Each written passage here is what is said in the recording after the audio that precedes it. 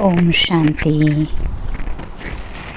बाबा हम बच्चों को ज्ञान की गुह्यता प्रदान करके एक ईश्वरीय विद्यार्थी का जीवन किस प्रकार का होता है, बाबा उस रीति हम बच्चों को तैयार भी करते हैं और उस विद्यार्थी जीवन से होने वाले सारे लाभ भी समझाते हैं।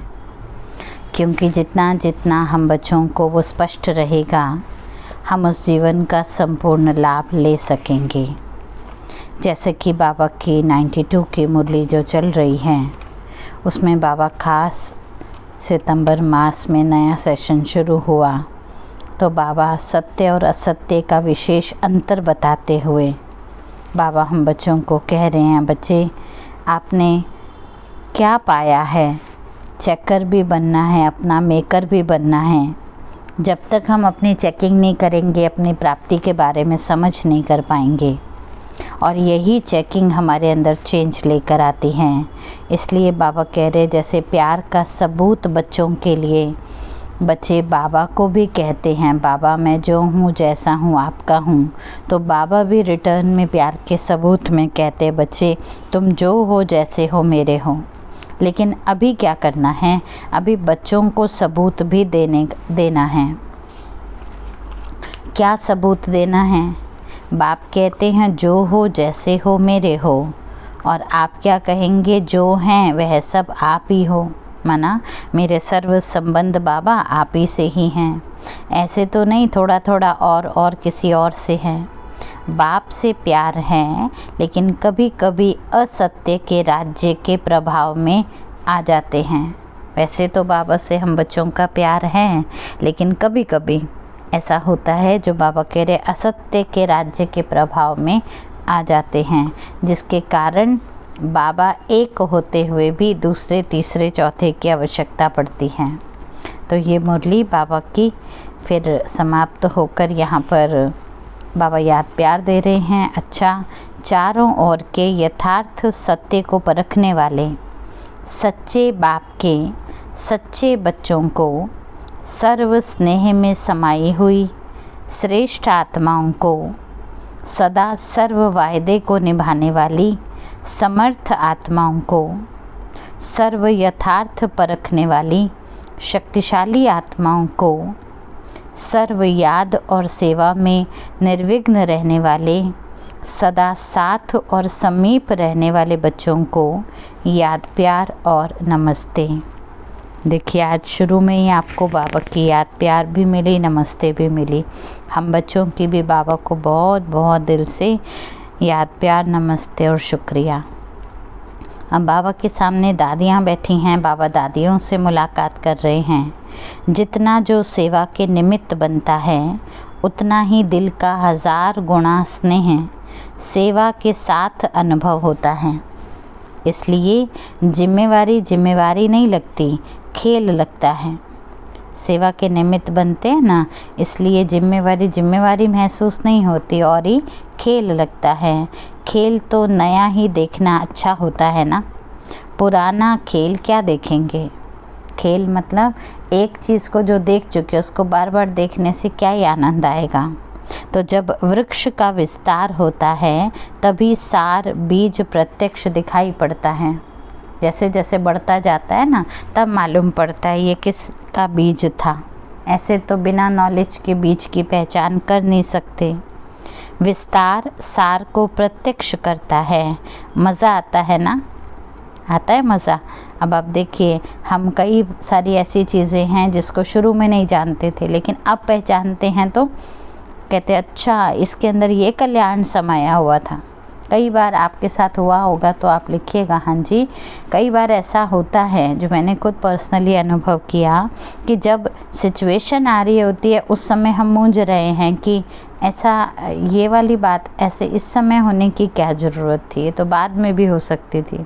लेकिन धीरे धीरे जब समय बीत जाता है तब मालूम पड़ता है उस समय ये होना बहुत ज़रूरी था, इसके अंदर ये कल्याण छुपा हुआ था।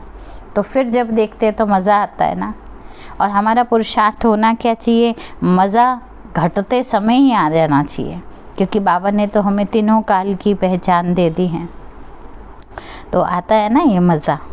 अच्छा, विश्व के तख्त नशीन होने के पहले सेवा के तख्त नशीन बनना होता है। विश्व का तख्त तो मिलेगा ही, लेकिन पहले सेवा करके हमें अपने सर्व से भी तो तख्त का अधिकारी बनना है ना। यानी सेवा की जिम्मेवारी जब तक लेंगे नहीं, तब तक विश्व की जिम्मेवारी हम संभाल सकेंगे, ये कैसे कोई कह सकता है। तो जो जितनी सेवा के तख्त नशीन बनते हैं, उतना ही विश्व के तख्त नशीन बनते हैं। तो बेहद की सेवा का तख्त मिला है ना। अच्छा, मेकअप तो अच्छा किया हुआ है, अच्छा है मधुबन में रहना, क्योंकि दादियों का मधुबन में रहना भी मधुबन का श्रृंगार है। मानते हैं आप सभी? दादियाँ मधुबन में थी तो मधुबन की एक अलग ही रौनक थी। अच्छा, अभी क्या कहेंगे? अभी नहीं है दादियाँ? क्या कहेंगे आप सभी? दीजिए आंसर। क्या नहीं है अभी दादियाँ? अभी मधुबन का श्रृंगार नहीं है? वास्तव में तो अभी भी हैं। उनके एक एक कर में एक एक चरित्र भूमि और इतने सारे स्तंभ जो बने हुए हैं, वो यादगारें, वो शिक्षाएं, वो वाइब्रेशन तो रहता ही है ना सूक्ष्म में। और बाबा ने तो हमें शुरू से ही अव्यक्त रूप का अनुभव करने की प्रैक्टिस कराई हुई है जी, जैसे आप लोग मान भी रहे हैं। तो बाबा कह रहे हैं अच्छा मधुबन में रहना है, ये सभी मधुबन में रहने वाले हैं, मधुबन की सीट मिली है ना, तो मधुबन है सेवा का तख्त, बेहद की सेवा का तख्त। अच्छा ग्रुप है, अच्छी सेवा चल रही है ना। फिर पर्यावरण अभियान के प्रति वहाँ उस समय अभियान चल रहा था, एक शुरू किया था गवर्नमेंट की तरफ से भी, और दादी तो बहुत एक्टिव थे कि हम भी ऐसी सेवा करें जो गवर्नमेंट को लगे कि विश्व कल्याण में हम भी सहयोग दे रहे हैं। तो बाबा के सामने वो प्रोजेक्ट रखा। बाबा ने कहा सेवा का प्रत्यक्ष फल है आत्माओं को अनुभूति कराना, संदेश के साथ अनुभूति कराना, यही सेवा का प्रत्यक्ष फल है।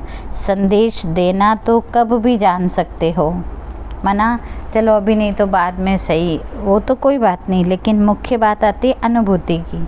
अनुभूति प्रत्यक्ष फल है ना। आप वैसे कोई मदद करे ना करे, लेकिन किसी को अनुभव करा दें भगवान के होने का, भगवान के यज्ञ का, तो ये बहुत बड़ी प्राप्ति की बात आती है।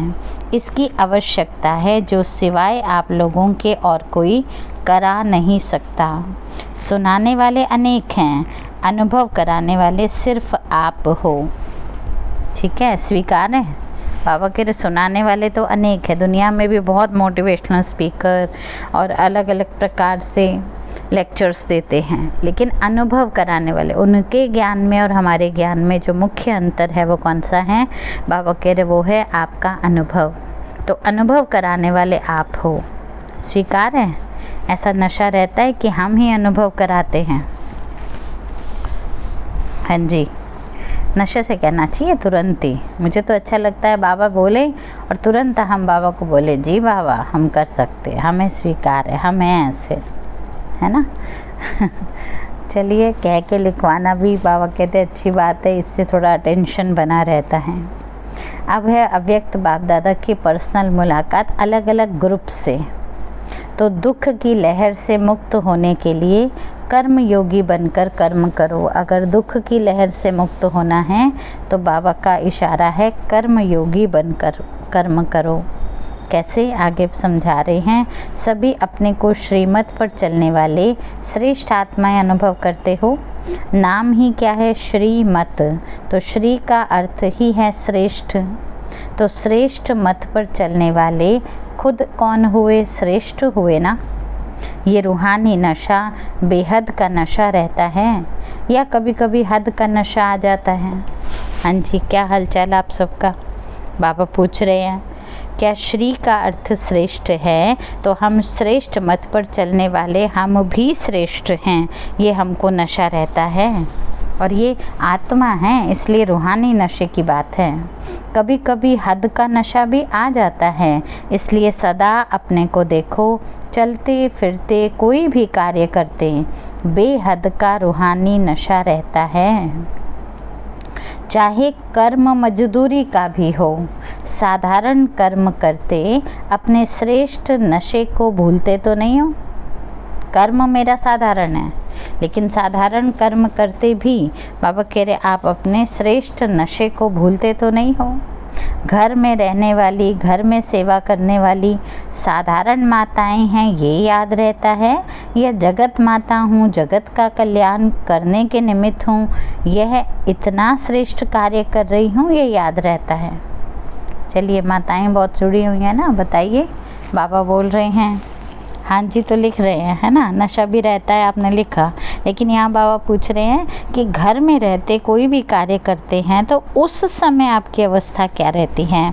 मैं साधारण माता हूँ ये याद रहता है, या मैं जगत माता हूँ, जगत का कल्याण करने के निमित्त ये कार्य कर रही हूँ, ये याद रहता है।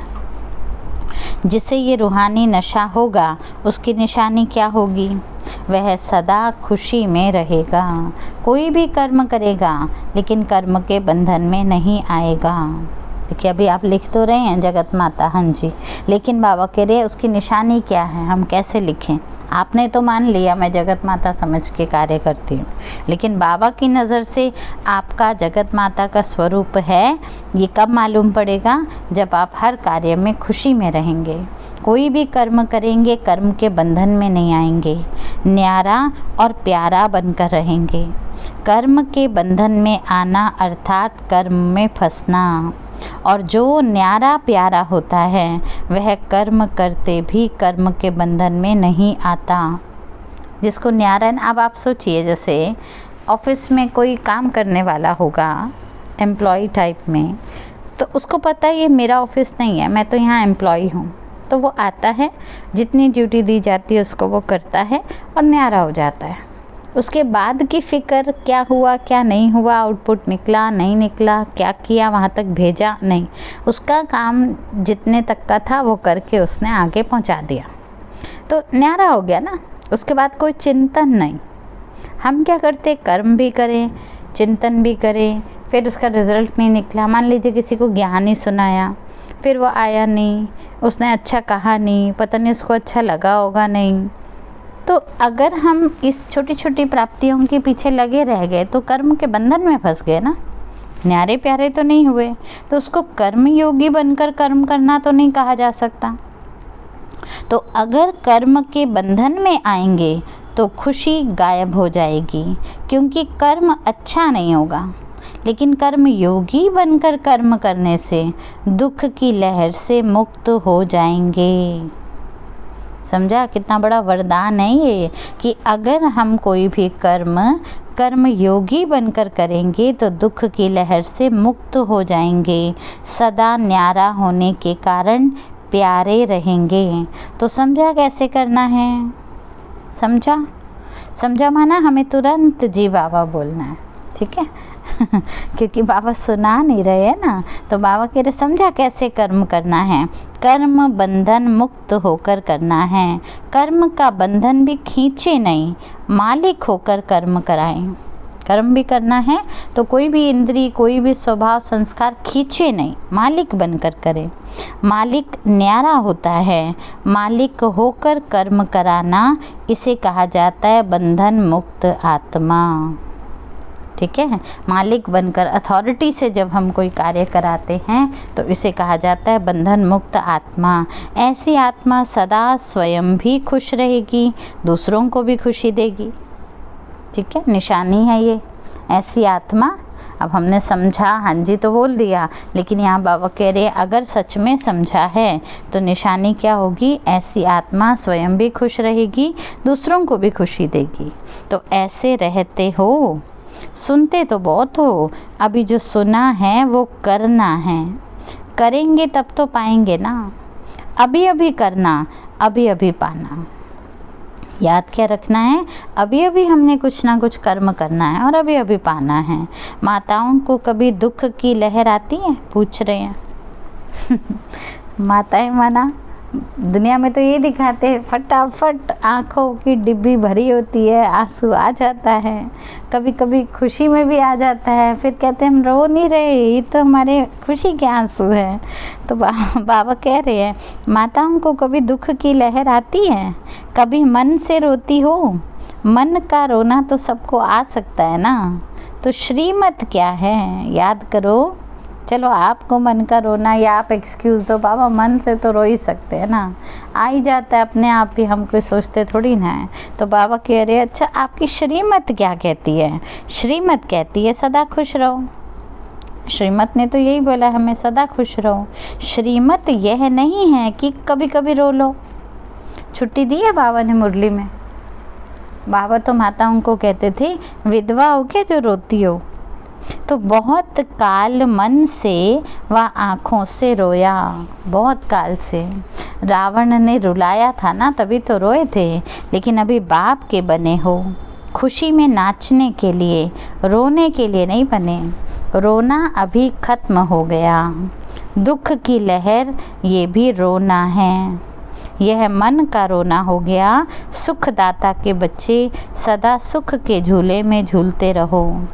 दुख की लहर आ ही नहीं सकती है।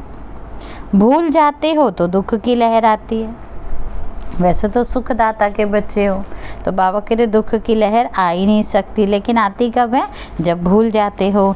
इसलिए अभूल बनो। अभी जो भी कमज़ोरी है उसे महायज्ञ में स्वाहा करके जाना। महायज्ञ में बाबा कह रहे कमज़ोरियों को स्वाहा करके जाना, साथ में लेकर नहीं जाना। समझा कौन सी कमज़ोरी की बात कर रहे हैं यहाँ पर बाबा? रोना। जो प्यार में आकर, मोह में आकर, कर्म के बंधन में आकर, कर्म इंद्रियों के बंधन में आकर, अपनेपन में आकर, कुछ भी प्रकार से तन का नहीं तो मन का भी अगर रोना है तो बाबा कह रहे ये आपकी कमज़ोरी है। और इस कमज़ोरी को इस महायज्ञ में मधुबन मिलन बाबा से मनाने पहुँचे हैं, तो हमें उसको स्वाहा करना है। साथ में लेकर नहीं जाना, यहाँ ही स्वाहा करके जाना। अच्छा फिर पूछते हैं बाबा स्वाहा करना आता है? क्या कहेंगे? स्वाहा करना आता है? स्वाहा करने की पहचान क्या है? बाबा कह रहे हैं कोई भी कर्म हम कर रहे हैं, उस कर्म को करते समय हमें स्वाहा करना आना चाहिए। वो भी खासकर जो कमज़ोरी के कर्म हैं, उसको स्वाहा करना आता है? पूछते हैं बाबा। चलिए विधि बता रहे हैं बाबा। दृढ़ संकल्प करना, संकल्प नहीं, दृढ़ संकल्प करना अर्थात स्वाहा करना। ठीक है, कोई भी चीज़ को दृढ़ संकल्प, भस्म करना है ना दृढ़ता से, तो दृढ़ संकल्प करना अर्थात स्वाहा करना। अच्छा सभी की आश पूरी हुई? ये भी भाग्यवान हो जो ऐसे मिलते रहते हो। सोचिए एक एक ग्रुप छोटा छोटा बाबा के सामने बैठा और फिर मिलन मनाए, कितने बड़े भाग्य की बात है। तो ये भी भाग्यवान हो जो ऐसे मिलते हो। आगे चलकर क्या होता है वो तो तभी देखेंगे। अब तो आप देख ही रहे हैं, कहाँ तो पहले ग्रुप मिलता था, फिर परिवार मिलता था, फिर ग्रुप मिलने लगा, फिर सेंटर वाइज मिलने लगे, फिर जोन वाइज, फिर बाबा जहाँ बैठे वहीं खड़े कर देते हैं। और अब तो वो भी समाप्त, अब तो अव्यक्त पाठ प्रारंभ हो चुका है। तो देखिए बाबा ने तभी कह दिया था आगे चल क्या होता है देखेंगे। ये भी भाग्य जितना मिलता है उतना लेते चलो। इसलिए अभी जो संगम पर हमको ये मौका मिल रहा है ना, हम सभी मिलकर चलो अव्यक्त मुरली बाबा का जो कोर्स है, एडवांस कोर्स, उसको हम रिवाइज़ तो कर पा रहे हैं, चाहे साइंस के साधन के आधार पर ही मिल रहे हैं, लेकिन ये भी हमारा बहुत बड़ा भाग्य है। तो इसको सिर्फ सुनने तक नहीं रखना है ना, अप्लाई करना है, जिसको बाबा ने कहा प्रैक्टिकल में लेकर आना, अनुभूति में लाना। तो उड़ते जाओ, यही याद रखना हम महान हैं और हमको महान बनाना भी है। फिर दूसरा ग्रुप बाबा के सामने बैठा है। शक्तियों का पूजन देखकर क्या स्मृति में आता है? अपने को चेक करते हो, जैसे शक्तियों को अष्टभुजाधारी दिखाते हैं, हम भी अष्ट शक्तिवान मास्टर सर्वशक्तिवान आत्मा हूँ। ये अष्ट तो निशानी मात्र है, लेकिन है तो सर्व शक्तियाँ ना। अब 8 हाथ रूप में दिखा देते हैं, अष्ट शक्ति रूप, क्योंकि अष्टभुजाधारी बोलते हैं। बाकी 8 थोड़ी ना शक्तियाँ, शक्तियाँ तो बहुत सारी हैं। शक्तियों का नाम सुनते, शक्तियों का पूजन देखते, सर्व शक्तियों की स्मृति आती है या सिर्फ देखकर खुश हो जाते हो? किसी भी देवी का नाम व शक्तियों का नाम सिर्फ नाम तक ही है या अनुभूति भी उसकी होती है, स्मृति भी उसकी आती है। नाम लेते ही वो स्मृति मेरे कर्म में दिखाई पड़ जाए। बाबा कह रहे ऐसा है। जड़ चित्रों में कितनी कमाल भर देते हैं। तो जड़ चित्र चैतन्य का ही तो बनता है ना। तो चैतन्य में हम कितने कमाल के बने हैं, अर्थात श्रेष्ठ बने हैं। यह खुशी होती है कि ये हमारा यादगार है। हमारा है या देवियों का है, पूछ रहे हैं बाबा। मैं ही देवी बनने वाली हूँ ना, तो ये हमारा यादगार है या देवियों का यादगार है। अच्छा, देवियों के साथ गणेश जी की भी पूजा होती है। तो प्रैक्टिकल में ऐसे बने तब तो यादगार बना है ना। विघ्नों को विनाश करने वाले हम प्रैक्टिकल में बने हैं, तब तो ऐसी शक्ति का विस्तार रूप हमारा दिखाया गया। तो सदैव अपने को चेक करो, सर्व शक्तियाँ अनुभव होती हैं। बाप ने तो दे दी, लेकिन मैंने कितनी ली और धारण करी। धारण करने के बाद समय पर वो शक्ति काम में आती है। धारण कर ली, चलो मैंने पहन लिया। अब कई बार धनुष बाण पहन तो लिया, लेकिन ना वो सोते बन रहा ना उठते बन रहा, और जब वो बाण मारना था तब वो बाण निकल ही नहीं रहा, अटक गए। इमेजिन कीजिए कैसा महसूस होगा, उलझा हुआ महसूस होगा ना। वो शक्ति की प्राप्ति भी उलझन वाली महसूस हो रही। तो बाबा यहाँ पर कह रहे हैं धारण करने के बाद समय पर वो शक्ति काम में भी आती है। अगर समय पर कोई चीज़ काम में नहीं आए तो उसका होना ना होना एक ही बात है। कोई कहे मेरे पास ये है ये है ये है, लेकिन टाइम पर कुछ भी नहीं मिल रहा, तो किसको मालूम आपके पास है या नहीं है, और कौन मानेगा। तो कोई भी चीज़ रखते ही समय पर काम में आने के लिए है। अगर समय पर काम में नहीं आई तो क्या कहेंगे, वो है ही नहीं। एक ही बात है ना, है या नहीं है, बात तो एक ही हो गई। तो बाप ने दी, लेकिन हमने कितनी ली ये चेक करना है। ठीक है, आज का चेकिंग पॉइंट याद रखना। जब से मैं बाबा का बना, बाबा ने तो मुझे बहुत कुछ दिया, लेकिन मैंने उसको कितना लिया। जब प्रैक्टिकल में काम में आए तब कहेंगे मास्टर सर्वशक्तिवान। शक्ति काम में नहीं आए और कहें हम मास्टर सर्वशक्तिवान हैं, ये शोभा नहीं देता। तो एक भी शक्ति कम होगी, समय पर धोखा दे देंगे। कोई भी समय उसी शक्ति का पेपर आ जाए तो पास होंगे या फेल।